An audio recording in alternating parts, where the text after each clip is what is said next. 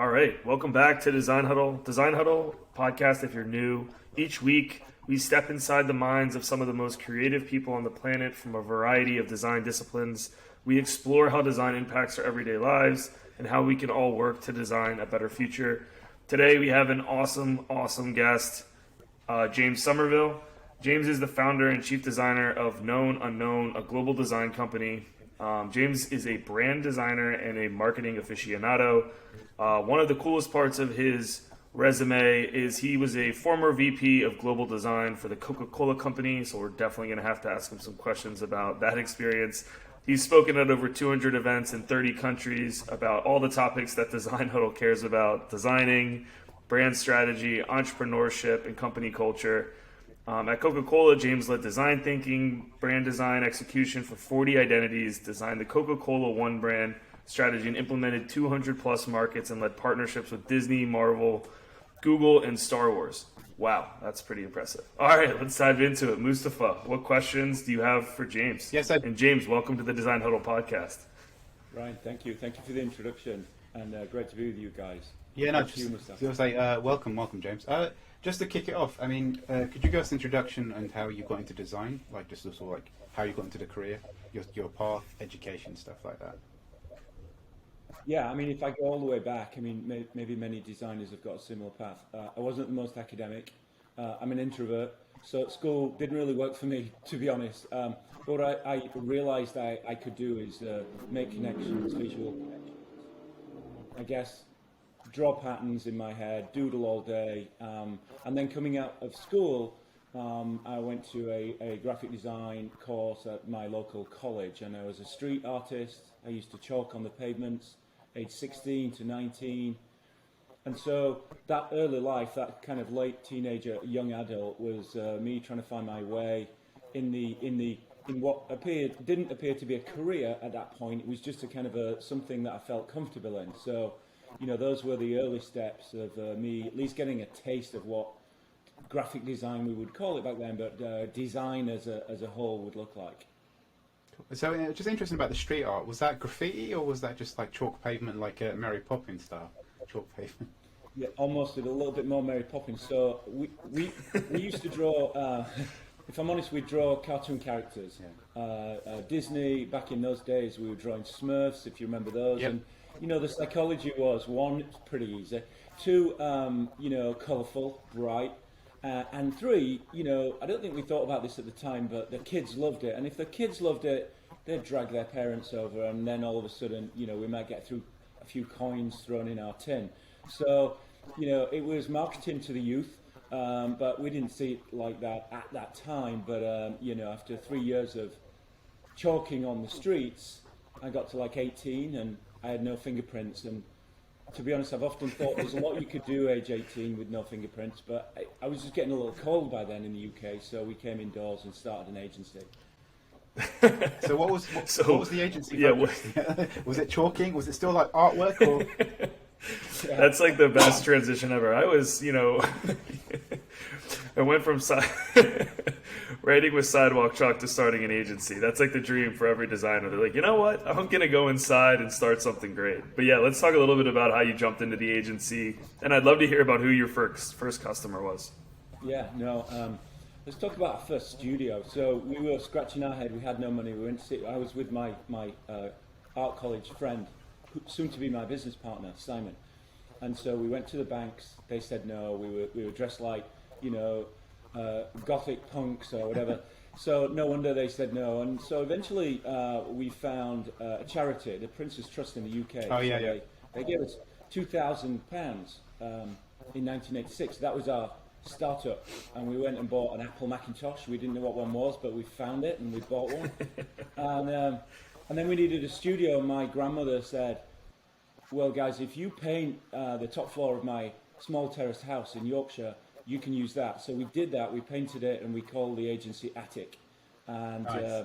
so we were in my grandmother's house for the first 6 months, up those windy stairs, and but that was the birth of our, you know, piecing that together. £2,000 from a charity, buying an Apple Mac, not really knowing what to do with it, and my grandmother making tea all day and buns in her attic bedroom. So it was a great start.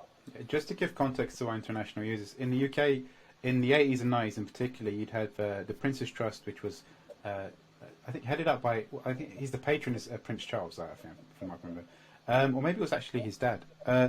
They'd get grants and donations, in particular from the lottery now these days, where they will fund youth projects or other kind of initiatives to help regenerate areas. Because I remember going through Prince's Trust as well when we set up a youth magazine back in East London. So when you said the Prince's Trust, I was like, yeah, that was a great incubator for young ideas. So did you have to pay that back, or was that just a grant, like a business grant?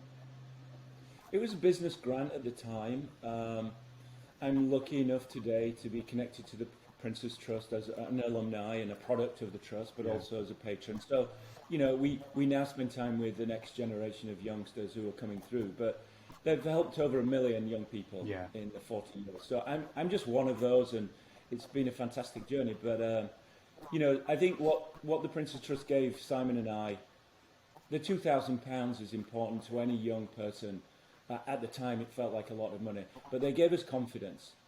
You know, when the bank said no, they said yes, and so that was possibly more valuable to us at the time. We didn't realise it. Then sure, we could go out and buy some equipment, but it actually really kind of like, you know, projected us on our way. We just felt we were walking taller. We felt good, and someone had supported us, so we were on our way. Yeah, I mean, that's quite common in the UK, again, like Ryan, just to give you context, is we don't really have VC money, but there was a period of time when you could get an education grant that you could survive on. It was kind of like a scholarship, but for people from low-income families, and that was quite common until like 1997, I think it was 98, it was when most of those things were killed, and slowly that's all being clawed back, which is a shame, because I myself is like a Prince's Trust kid, I suppose, and yeah, no, I feel those opportunities are kind of dying away. Was the grant targeted towards like creative professionals, or could it have been like any like industry? Any, and you could be a hairdresser. You could be a fitness coach. They cover every discipline. The theory is, you know, disadvantaged young people who have got maybe a passion or a vision for a business, and they're there to help, and all the way through to today. So, you know, we chose the creative kind of field because that's what we knew from art school and pavement art, but it could be anything. And I've met many trust success stories from all disciplines. They're all grown-up businesses now. Some have exited and so on. So it's quite a book when you sit back and read all those stories. Yeah, that's awesome. I did not know that, so the context is definitely super helpful. It's a shame that the program like ended, or it's like being. I think it still exists, but a lot of stuff is cut back. It's like in the UK, we've got a serious problem with like those fundings. Like, I mean, Prince Trust still exists, right? But is it mostly volunteering? 100%. Yeah, just it still exists. Great. Year, and it's awesome. It's thriving. It moves now into mentorship, education. You can find if you're a young business, it's not all about cutting a check. It's about training. Bringing real life skills to young people. Some of it they still have a business program, but it's a much broader kind of suite of offerings now to young people, which is great because not everybody wants to start a business. Absolutely. So going from Attik, who was your first client? I'm just curious. What was the first? We had a meeting in the local town. I'm from Huddersfield, Yorkshire Town, a mill town in the north of England. First of all, we needed a business card, so we started to draw Attik, our logo. We needed a logo, right? Because everybody, it's the first thing. And we couldn't quite get the C right. I was drawing around cups and trying to get the C, and it was a bit of a disaster. So we decided to change the C to a K, knowing we could draw that with a ruler. And so we had our logo. We had our kind of first business card and a leaflet, and we went to see what we'd call almost like a second-hand dress agency, like a second-hand clothes store, Oxfam of the day, but it was an independent, and they needed a flyer. They needed something to give out, kind of like it's used clothing, and quite honestly, that's what we wore back then. So we were customers as well as they were clients, and for us, that was that's very memorable to me because we were scrambling to draw a logo. I remember calling and saying, it's going to cost altogether, including the printing, £125 for the whole thing, and I was so nervous about telling him, and he was fine, the owner, and And that was it. That was our first client, effectively. Oh, wow. And did you just move on for local businesses there? I mean, how did you actually grow the business? We grew the business over, so the next 5 years we were growing very, very nicely in Yorkshire, in Huddersfield. Got clients across the middle, if you like, or the north of England. But I think we always had our eye on something more kind of like more youthful, more kind of like progressive. And by which time, if you recall, we invested in Apple actually before many other more professional and established agencies, because nobody really knew if it was a fad. Yeah. 5 years in, we were on 5th or 6th generation Macs by then, so we were very well kitted out. We decided to produce our own exploratory print books called Noise, and it was an idea to invite designers, graphic designers, to just express themselves on a page, because everything was printed by then. I'm around about 92. Yeah. But we wanted to put things down on paper, to go down to London, to knock on the door of an MTV or a PlayStation, a music record label, effectively a cooler brand.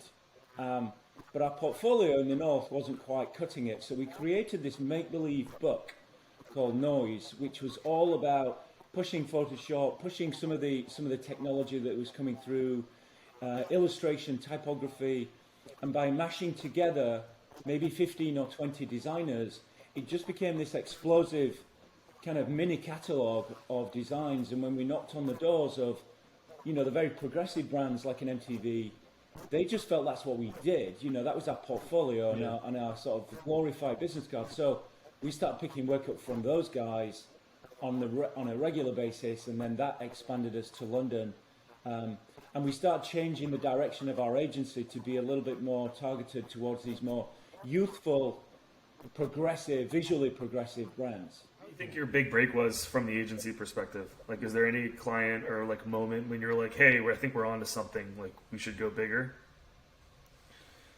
Yeah, so we did that for London. We'd spend like 4 days in London, go to a bunch of meetings, and then we'd come home and do the work in Yorkshire. Once we'd established our small office in London around 95, we thought, we're in a meeting with a PlayStation or a gaming company or a music company, and they're saying, hey, why don't you speak to our guys in New York? Go see MTV in New York. And we're like, oh, wow, okay, this feels like a Beatles moment.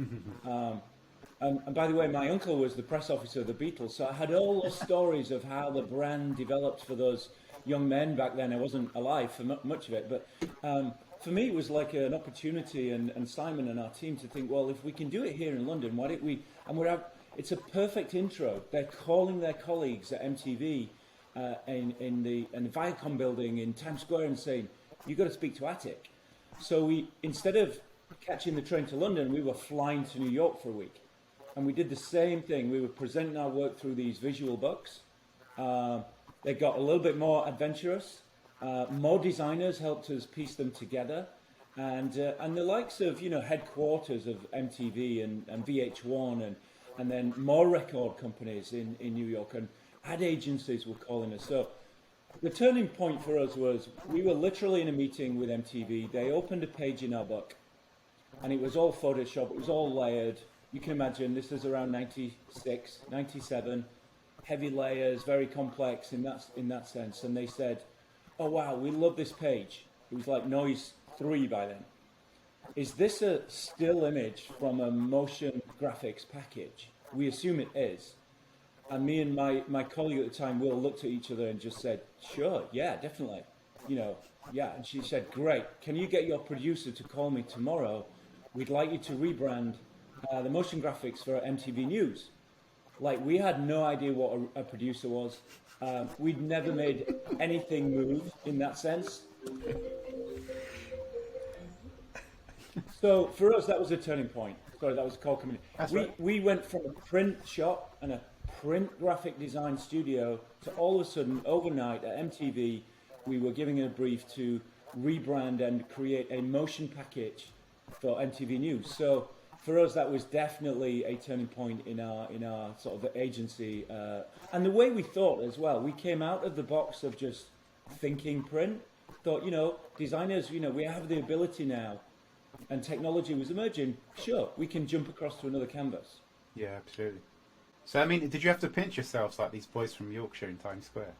Like, I know there's like in the UK again, some context. There's kind of like a psychological hierarchy of like London being or the southeast being the epicenter of the UK, and where the design agencies seem to or the big businesses seem to congregate. Like, did you ever have that feeling? And then you've got obviously the class as well, working class kids working from the street. Did that ever really affect you in any particular way or did you not even think you thought beyond that? I think if I go back to those train or driving down to London on a recce, and it was Simon, my partner, who's a real, he's a working class northern guy. At the point we were doing that, what's really interesting is it was just after a recession around about '93, and that was almost the death of the yuppie. It was like, this the '80s success that everybody was experiencing both sides of the Atlantic. It just kind of fell down. So when you have a northern agency coming into London and they say, do you want to do lunch? And you say, no, we're not doing lunch because you'll end up paying for it and we need to get back up north and do this work. Actually, if I'm honest, it was very refreshing at the time in London for many organisations to hear that. So rather than it being like a second division town or, like a below the London halo, it actually felt like, wow, it's good to work with these guys because we're going to get the job done. There's going to be no wastage, if you like, or time wastage or spending money in other areas. And I think just that kind of like, we're outsiders. We're not from London. So, I think that at the time, maybe people were looking for new ways to work. Yeah. And by luck or by just being ourselves and being authentic and real, it played in our favour, I would say. So I'm curious about, say, like how you scaled your business as well, because it's obviously, like, in retrospect, you understand like how management and like you're designing design and then you're actually designing careers and then designing a business. But if you don't actually have someone to sit there and like explain all those things out to you, I mean, how did you go about first as a designer being able to allow other designers to create for you and like giving away that freedom and then managing that? I mean, was that like a peaceful transition or was that kind of trial and error? There was definitely a lot of trial and error. We had a couple of like quote non-exec directors who came in and kind of sat around for half a day and went. Okay. But I mean, really, it was more about there was a level of rinse and repeat. So if it worked in London, we'd build a little studio there. We'd get up to 10, 15, 20 people. We'd replicate that in New York. Same model. It had to stand on its own feet. It would not be funded by London or by our Yorkshire office in Huddersfield. Then we did the same in San Francisco. Then we did the same in Sydney in Australia. Then we did the same in LA. So each time there was a level of take what we just did, improve that. What could we do at the next city? By the way, we were fairly primitive in terms of let's go to a place that feels cool, speaks English, nice weather. So like there wasn't much strategic thinking going on there. But in terms of the operational side and looking at the potential pool of clients, I think we threw the dart at some really interesting cities and really just tried to sort of like build on what we'd already done in the previous office or previous offices, studios, and then once that was we at one point we were up to like maybe 250 employees, and we turned around and we thought, wow, and we're still an independent. That was the risk. We were project based. Yeah. We had zero retainers, and we were not part of a strong arm of a network. We were really project to project. So there was a huge risk attached to that eventually hit us hard. But in the growing phase of that, I think we were careful. We were strategic, but there was no 5-year plan. It tended to be month to month. What was the culture like during its peak? Culturally for us, we would try and get all our officers, when I say all our members of our teams together annually, wherever that could be. And the first one we held was in Stratford in England. Of course, famous for Shakespeare and everything else. But so we have people flying in from New York, San Francisco, down from Huddersfield, up from London. And we all just came together in this kind of crazy historical town, beautiful town. And of course, like that was for our friends overseas, it was pretty mind blowing. For us, it was super educational, and we just, like any young organisation, had a blast. So from that point on, we called it a Stratford Do. So we've had Stratford Do's in California, in Australia, in upstate New York, Nice. and we always kind of referred to it as our Stratford event. But bringing people together, I mean, we talk about that today, obviously, post-COVID, but we found that was the best way. It was expensive. It was costly because we weren't working, but the return on that investment in terms of culture, being part of a growing kind of like, a family, an agency, feeling connected, was huge return. So we invested in that, and we know organizations do that today, but the larger you get, the more difficult it becomes to kind of like make that happen. But for us, it was, and that's where we ideated over our next book. Our next, went from 50 pages to the next one was 200 pages to 500 pages. So the noise book of bringing designers from around the world was still happening. So we were still publishing our sort of kind of self-published experimental books as well. Yeah, I mean, this is I mean, on paper, this is like a textbook design career, right? Like, you start with sidewalk chalk, you then start an agency in your grandma's house, and then you launch a global agency that's successful in multiple cities. Like, this is it's very inspirational of like how you were able to build and how you were able to grow and get people excited about your overarching mission. I guess I'm curious now if we can jump to the corporate world.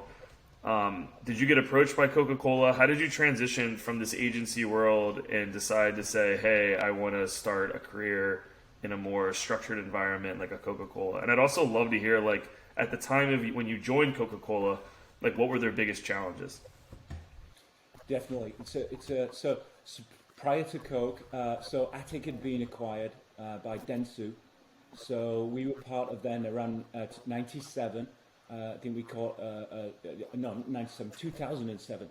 2007 we joined the Dentsu network, which was pretty good timing because it got a little sticky in 2008 and 9, as we all will remember. But for me, we spent 4 years at Dentsu, and then effectively the mission of Attik had been completed. We could tick every box, and we felt great about that. Coca-Cola were a client then, so we were working for Coca-Cola doing some brand identity. When I drew a line under the Attik story and I shook hands with the team at Dentsu, Coke placed a call and said, "Hey James, you know us from the outside. You've been working with us now for a few years.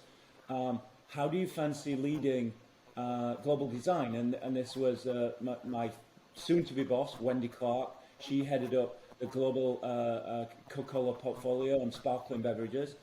So for me, thinking about that, I've come through a very small, growing entrepreneurial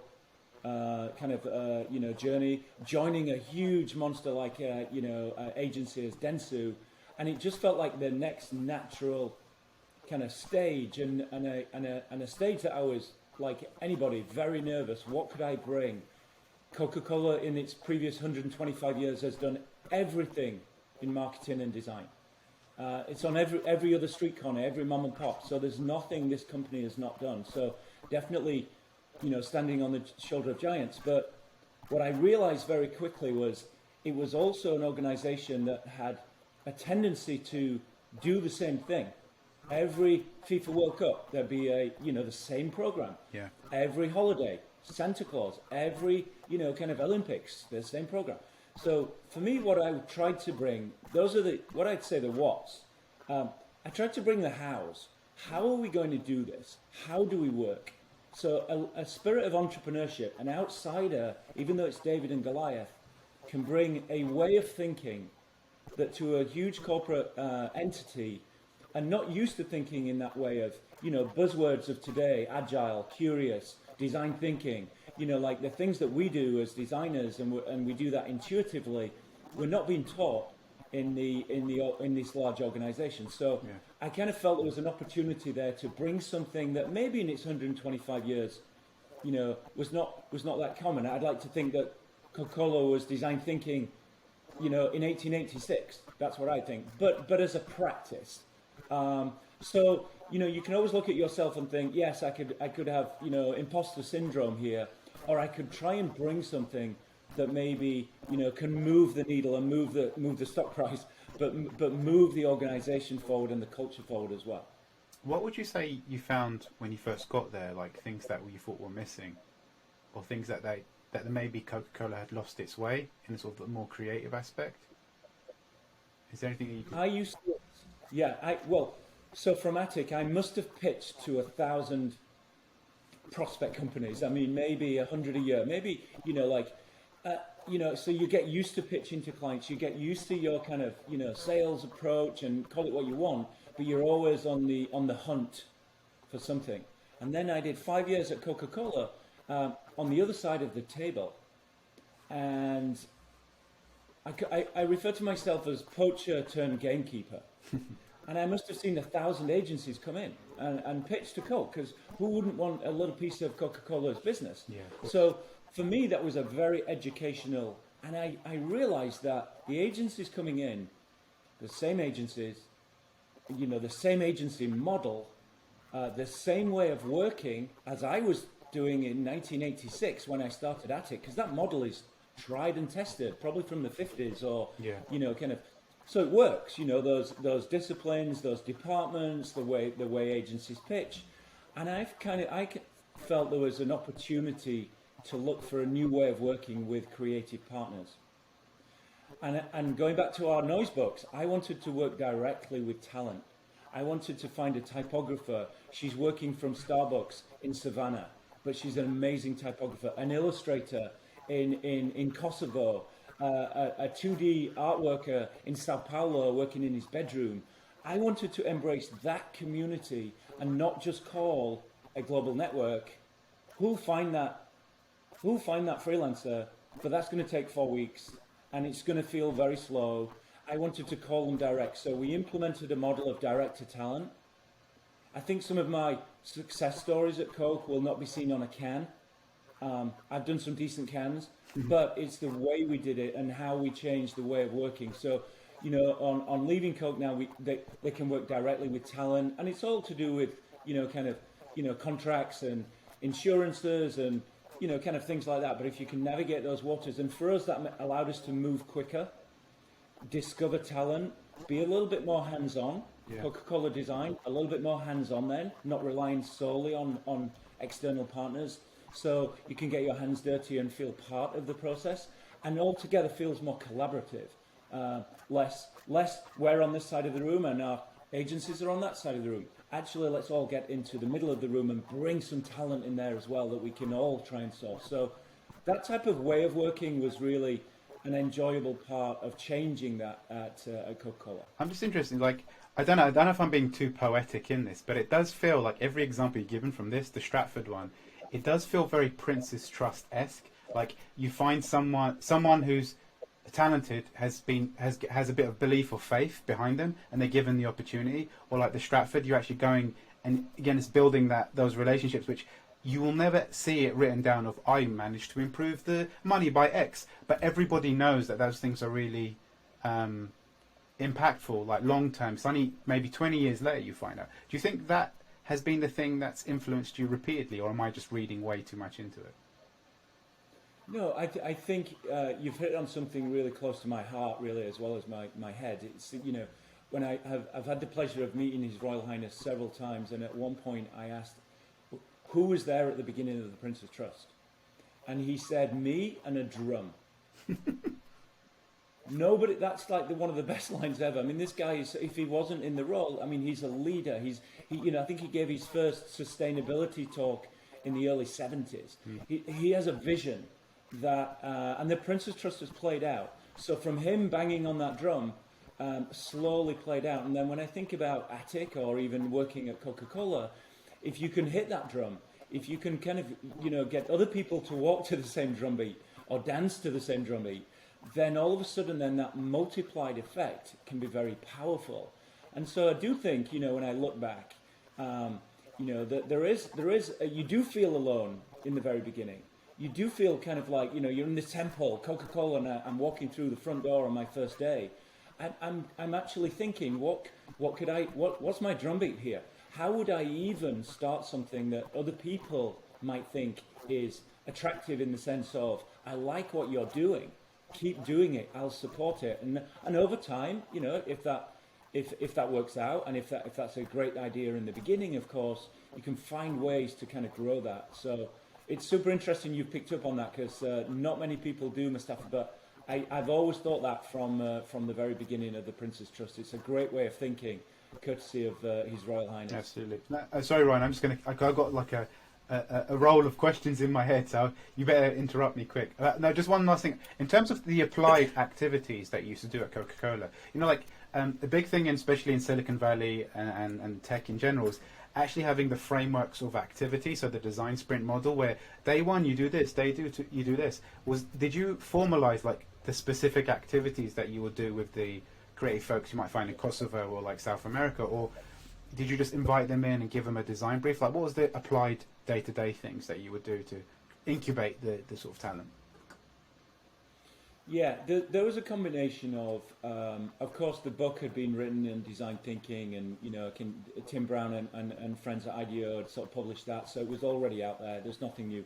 But in terms of actually penetrating large organizations, it feels like one brick at a time. So when I say a brick, I refer to one business unit at a time. So we might fly down to, you know, a Latin American market, or over to some of our African business units, into Asia, into Europe, and conduct, you know, 2-3 day workshop. And we would present ourselves at Coca-Cola Design as the facilitator of those workshops. So workshops go on all the time, but maybe it's also facilitation. How are we going to run the workshop, and who do we invite? So part of that was us trying to sort of penetrate the organization slowly but surely, but also at the same time, you know, educate the organization in new ways of working, bring new people into the room, and all of a sudden then, you know, teaching them some of our methodologies with a view that they could run a workshop next time, and they could, you know, steer it themselves, so that, you know, again, the multiplying effect. But it wasn't a grand kind of like, you know, turn on a light switch and everybody's moving into human-centered design overnight. Yeah. No, it was, you know, and actually, so ground up from brand teams who do the, you know, kind of product and strategy work, to top down. So C-suite conversations, trying to really speak to our CMO and CEO at the time, and really kind of like, you know, educate them around the power of this way of thinking across the organization, across the culture. So it's no longer, we don't, you know, I think when I arrived, the Coca-Cola Design was effectively a packaging team. When I left, I was glad to see that we were involved in the conversations at the very start of innovation, R&D, product design, culture, marketing, sure, packaging, absolutely, but, you know, content creation. So the design team then was a much more holistic group of, it was a way of being rather than a packaging label department, which I saw it when I arrived. Ryan, you better jump in, otherwise I'm going to keep... No, I'm. This is like super interesting. The scope of what you did is like really impressive. You did mention that you were actually involved. I know I don't want to go too much into the products and cans, but I do think it's kind of relatable. I was just curious if there's a can design that you particularly like remember, or like, you know, like that you thought was pretty cool, because I would love to show a visual to the group, because I think like we've seen these cans over the years, so I do think we have the opportunity right now to like hear the story behind it. Again, I know that we're talking, but I do want to, it would be awesome if we could just like talk about one of the cans that you were particularly proud of. I can give you two. You can choose the Love Can or Star Wars, but I'll Google both of them. But the Love Can for me. So this is a request that came into Global Design. I'm in Atlanta, Georgia. That's where we were based, and it was from the Australia Coca-Cola business unit in 2017, I believe.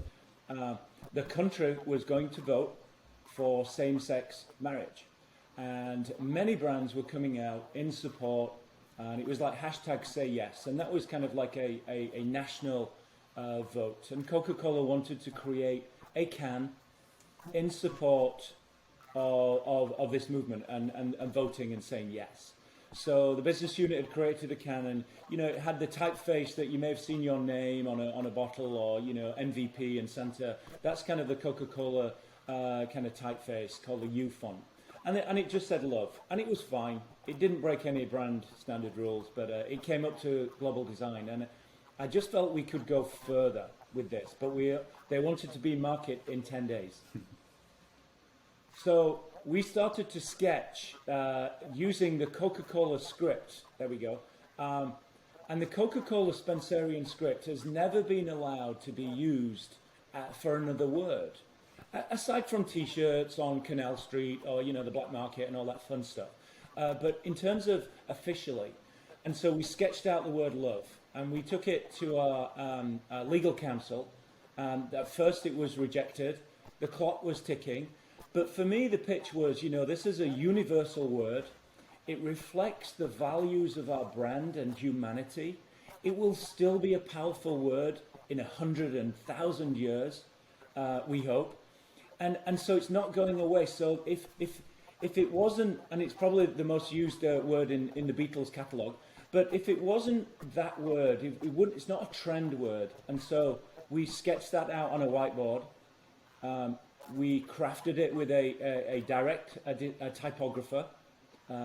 We didn't go through an agency, we went straight to the typographer. We drew it up, we shipped it, and 11 days later, it was in the consumer's hand, in a can, drinking a Coke with love. So for us, that was everything. That was thinking completely out of our comfort zone, agility, tapping into talent, working with the business unit from global, receiving kind of like council approval in a whole new, and then the consumers pulling the ring on the can, and hopefully enjoying a Coca-Cola down in Australia, and for a great cause, for a great movement. So they had reason behind it, and it had a soul. So for me, that's sort of ticking all the boxes of a great project at speed. Excellent. I'm conscious of time, and we would love to go through more Coke-related stories. Maybe we'll have to get you back on just get you to talk about the different cans and how you go about designing them. But what are you doing now then? So what is the projects that you're working on at the moment? Known unknown. So after my 5 years, and I really thoroughly enjoyed my 5 years at Coke, but I think in my DNA after Attik for 25 years, I'm an entrepreneur. I like that level of risk. When HR presented me, here's where you're going to be in 3 years, I was like, okay, I'm scared. I don't like that level of, knowing, if I'm honest. So, and I felt that it was possibly time to go. Things were changing. What I realized wasn't changing was that agency model. That agency model felt the same. And for me, the clients were looking for new ways of working, ways that we were working and other corporations. And whether you're a kind of startup or a unicorn or an established legacy brand like Coke, life wasn't so easy out there. And so they have to look for new ways. And so I felt, is there a new creative model that's less of an agency, less of a brick and mortar, doesn't have a cool studio in London or Brooklyn or wherever in the world, and is more of a kind of community, more of a platform, and ultimately I called it known unknown to give the unknown designers an opportunity to work on known brands. Is to really, going back to the noise books or the way we worked at Coca-Cola, it was really just an extension of that, but now with technology helping us even further than where we were in the 80s, 90s, and even 5 or 10 years ago. So in 2019, I launched Known Unknown, and I'd pitch it to the odd client, and they'd said, this is great, James, where's your studio? Come and see you guys. And I'm like, we don't have a studio, we're remote, 100% distributed. They're like, what does that mean? And so I spent 2019 explaining what remote work could look like. That conversation went away in 2020. I was never asked that question ever again. So here we all are now in that world. And so for me, really, it's about finding the best talent in the world. I officially launched that, as you can see there, the website to invite. Because in the first year, it was James and his friends. And then, I invited and launched this website. And I was excited in June this year when we launched it. We had 20 members sign up by the end of the first week. But now we're almost 5,000 members from over 100 countries. Our oldest is 87, our youngest is 18. From all creative disciplines, all diverse backgrounds, really giving them an opportunity to work on known brands. Coming together for sprints, coming together for day. We launched our own crypto token. I reward them. That's called the known unknown design operating system, but the coin is called Kudos. And if we see conversations and people helping other designers, we'll airdrop them some kudos to say thank you. And they can hold a coin, or they can go buy themselves a pizza. But the point is, really, we're looking for new ways of working. We're tapping into the community for brand identity, for NFT designs. So really, rather than turning around to a studio like in my grandmother's attic, we're turning around to a community and identifying who's the most suitable, who's available, who's excited for this brief. And in the meantime, they're helping each other. They're exchanging they're mentoring. So a little bit of that Princess Trust, but they're starting to come together and grow their own professional careers collectively. Just for our podcast listeners, what's the website address? The website address is knownunknown.co. That's where you sign up. That'll push you through to our community. And if anyone's interested in Kudos, our crypto coin, you go to rally.io and just put in there Kudos. Perfect. Ryan, would you like to wrap up, or do you have any last questions? Yeah, no, James, this was awesome. I mean, our career is just super interesting to hear about. It's funny, career is just super interesting to hear about. It's funny, come to current day, interesting to hear about. It's funny, we'll have to save that for that story. Known Unknown seems like it's such an awesome opportunity. It really speaks to the roots and how you were kind of brought up in the design community and paying it forward. So it's a really inspirational platform, so we'll definitely link it in the show notes and check it out. But yeah, thanks James again for attending. This was an awesome interview. Absolutely, yeah. Guys, I'd like to also say thanks. This has been great. Just an opportunity to share a few stories, connect with you guys and your audience. So much appreciated. Yeah, no, I really. No, I mean, I just, again, thinking, James, I almost felt, were you inspired by punk rock by it all? Because there is an element of punk rock-esque, just do it yourself, don't wait for anything, throughout your whole career. Plus, Princess Trust. Maybe I'm reading too much, but I do feel that there is a do-it-yourself model that seems to have followed you throughout your own career. Yeah, absolutely. I mean, that one, I have a whole chapter on the influence of punk on me, beyond the music, but the creative expression. Yeah. The innovation, and so that in itself as a young man was hugely inspiring for me.